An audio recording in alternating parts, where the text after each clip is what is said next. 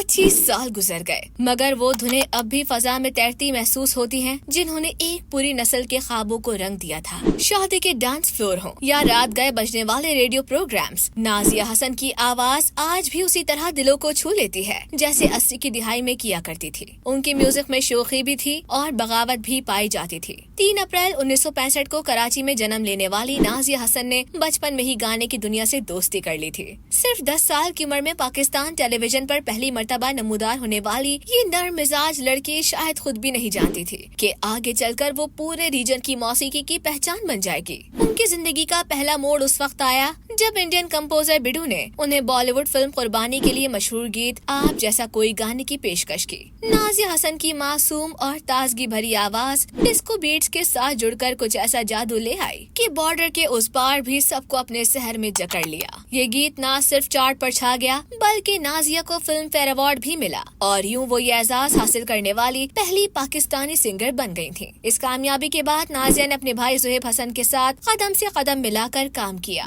दोनों का पहला एल्बम डिस्को दीवाने सिर्फ एक रिकॉर्ड न था, बल्कि एक तूफान था। एशिया, मिडिल ईस्ट और अफ्रीका तक हर जगह नौजवानों के लबों पर इसी गाने के बोल थे। फिर आया बूम बूम, यंग तरंग, हॉटलाइन, ऐसे एल्बम्स जिन्होंने 80 और 90 की दिहाई को अपनी मखसूस आइडेंटिटी दी। ये महज गाने नहीं थे, ये एक अहद के तराने थे जिन्होंने ख्वाब देखने वालों को एतमाद दिया और रोजमर्रा जिंदगी को एक नई धुन बख्शी। शोबिस की रोशनियों से हटकर नाजिया का एक और चेहरा भी था और वो था इंसानियत के लिए बेलौस जज्बा। वो अक़वाम मुत्तहिदा के साथ बतौर कल्चरल एम्बेसडर मुंसलिक रहे और पसमानदा मुल्कों के बच्चों के लिए काम करती रही। उनके करीबी दोस्त और साथी आज भी याद करते हैं कि नाजिया कितनी सादा और ग्रेसफुल थी। शोहरत उनके लिए कभी मकसद नहीं बनी, बल्कि वो हमेशा दूसरों के लिए सहारा बनने को तरजीह देती रही। 13 अगस्त 2000 को जब सिर्फ 35 बरस की उम्र में वो कैंसर से जंग हार गयी, तो यूं लगा जैसे पूरी नस्ल की आवाज एकदम खामोश हो गई। लेकिन हकीकत ये है कि नाजिया हसन कहीं गई ही नहीं। उनके गाने, उनकी मुस्कुराहट, उनकी मासूमियत और उनका फन आज भी लोगों के दिलों में धड़कता है।